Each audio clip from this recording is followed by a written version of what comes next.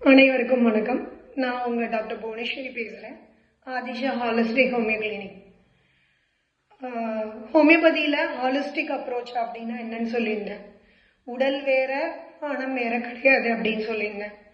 எதனால holistic approach ஹோமியோபதியில பண்றாங்க அப்படிங்கறதும் நேற்றைய வீடியோல சொல்லியிருந்தேன். இன்னைக்கு நான் என்ன சொல்ல விரும்புறேன் அப்படின்னா, எதுக்காக ஹாலிஸ்டிக் அப்ரோச் பண்றாங்க? ஹோமியோபதி டாக்டர் ஹாலிஸ்டிக்கா அப்ரோச் பண்ணி கேஸ் எடுத்து பரிபூர்ணமா குணப்படுத்துறதுக்கு காரணம் என்ன அப்படிங்கிறது தான். இதை ஒரு சின்ன உதாரணம் மூலமா சொல்ல போறேன். எல்லாருக்கும் பனிப்பாறைனா என்னன்னு தெரியும். பனிப்பாறைங்கிறது என்ன அப்படின்னா, தூரக்கலேன்னு பார்க்கும்போது பனிப்பாறை ரொம்ப சின்னதா தெரியும். ஏன்னா பாதி தண்ணி உருகி இருக்கும். பனி உருகி பாதி தண்ணியா ஓடும். அப்போ பெரிய பகுதியான அந்த பனிப்பாறை தண்ணிக்கு அடியில தெரியறதுனால தூரக்கலேந்து பார்க்கும்போது ரொம்ப சின்ன பனியா தெரியும். அப்போ சப்மரைன், அதாவது அந்த தண்ணிக்கு அடியில போகும்போது மட்டும்தான், இல்ல அந்த டெலஸ்கோப் யூஸ் பண்ணுவாங்க. மெயினா கடல்ல பனிப்பாறை இருக்கிற பகுதிகளில் கப்பல்ல போகும்போது பயன்படுத்துவாங்க மாலுமி. அப்பதான் உங்களுக்கு எக்ஸாக்டா தெரியும் என்ன இருக்கு, எவ்வளவு சைஸ் இருக்கு, எப்படி கப்பலை பாதுகாப்பா பயணம் பண்ணணும் அப்படிங்கறதெல்லாம் அவங்களுக்கு தெரியும். அதே மாதிரிதான் ஹோமியோபதி மருத்துவத்துல நோய்களை பனிப்பாறையா சொல்லலாம். மேல் பகுதியில தெரியுற அந்த சின்ன பகுதியான பனிப்பாறை நோயாளிகள் மருத்துவர்கள் கிட்ட வாயால சொல்றது, மனதளவுல அவங்க என்ன யோசிக்கிறாங்களோ அதை சொல்றது, அப்புறம் அவங்க எந்த நோயினால கஷ்டப்படுறாங்களோ அந்த நோயை பத்திய அறிகுறிகளை அவங்களுக்கு சொல்றது. இது மட்டும்தான் மேல தெரிகிற பனிப்பாறை பகுதி.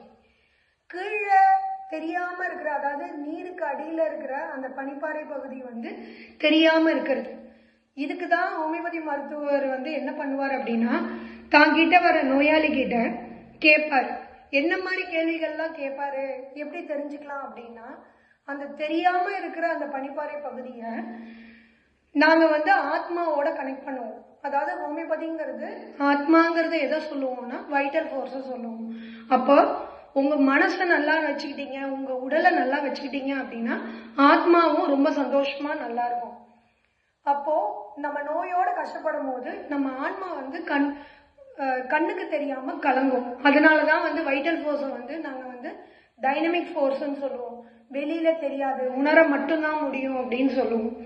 அப்போ அந்த வைட்டல் ஃபோர்ஸ்ங்கிற அந்த ஆன்மாவை நல்லா செஞ்சா மட்டும்தான், அதாவது ஹோமியோபதி மருத்துவம் மூலியமா மருந்துகள் மூலியமா சரி பண்ணா மட்டும்தான் உடலும் சீராகும், மனமும் சீராகும்.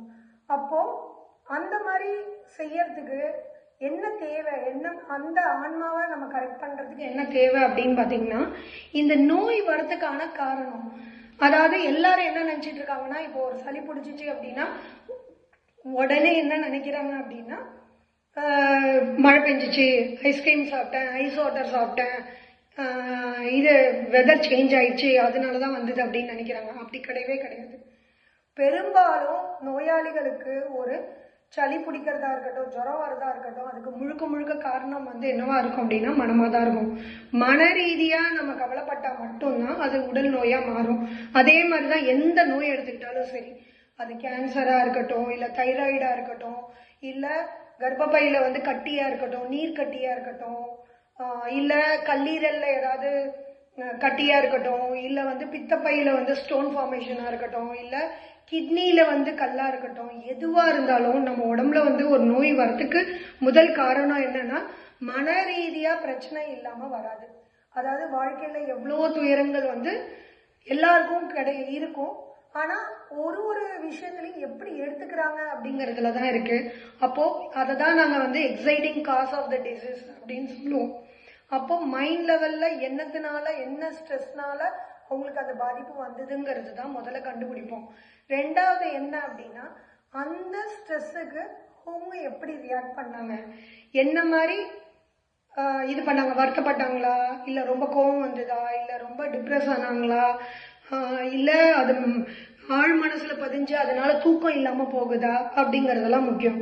அதே மாதிரி நோயாளி சொல்லாத சில விஷயங்கள் என்ன அப்படின்னு பாத்தீங்கன்னா, டயர்டா இருக்கிறதெல்லாம் பெருசா சொல்ல மாட்டாங்க. ஏன்னா ரொம்ப காலமா வந்து டயர்டா இருப்பாங்க, பசி தெரியாம இருக்கும், ரொம்ப சோர்வா ஃபீல் பண்ணுவாங்க, தூக்கம் சரியில்லாம இருக்கும். இதெல்லாம் என்ன நினைச்சிட்டு இருப்பாங்கன்னா அவங்க உடம்புல வந்து இயற்கையாவே இதெல்லாம் இருக்கு அப்படின்னு நினைப்பாங்க. அப்படி கிடையவே கிடையாது. நம்ம மன ரீதியா பாதிக்கப்படும் போது அது ஸ்லோவா கொஞ்சம் கொஞ்சமா வந்து முக்கியமான உறுப்புகளான இதயமோ இல்ல லங்ஸ், அதாவது நுரையீரலோ கல்லீரலோ மண்ணீரலோ கிட்னியோ பாதிக்கப்படும். இல்ல குடல் உறுப்புகளோ இல்ல கர்ப்பப்பையோ இல்ல ஹார்மோன் ரிலேட்டட் ப்ராப்ளமா கூட இருக்கலாம். பிரஸ்ட் எதுவா இருந்தாலும் மன ரீதியா பாதிக்கப்படும் போது அது நோயா மாறும் போது மட்டும்தான் நமக்கு வந்து ரொம்ப நீண்ட நாட்களாக வந்து தூக்கம் இல்லாம ரொம்ப சோர்வா ஃபீல் பண்றது, பசி இல்லாம போறது. அதனால இந்த கண்ணுக்கு தெரியாத அந்த பனிப்பாறை பகுதியை வந்து நோயாளிகள் மூலியமா ஒரு ஹோமியோபதி மருத்துவர் அறிஞ்சாங்கன்னா அப்படின்னா அவங்களுக்கு எக்ஸாக்டா மருந்து கொடுக்க முடியும், கரெக்டான மருந்தை தேர்வு செய்ய முடியும். அப்படி தேர்வு செய்யும் போது உடம்பு மட்டும் சரியாகாம எல்லாமே சரியாகும், மனதும் சரியாகும், வாழ்க்கை ஃபுல்லா அவங்க ரொம்ப சந்தோஷமா இருப்பாங்க, ஆரோக்கியமா இருப்பாங்க. இது மாதிரி நிறைய தகவல்களை தெரிஞ்சுக்கிறதுக்கு என்னோட இன்ஸ்டாகிராம் பேஜையும் யூடியூப் சேனலையும் ஃபாலோ பண்ணுங்க.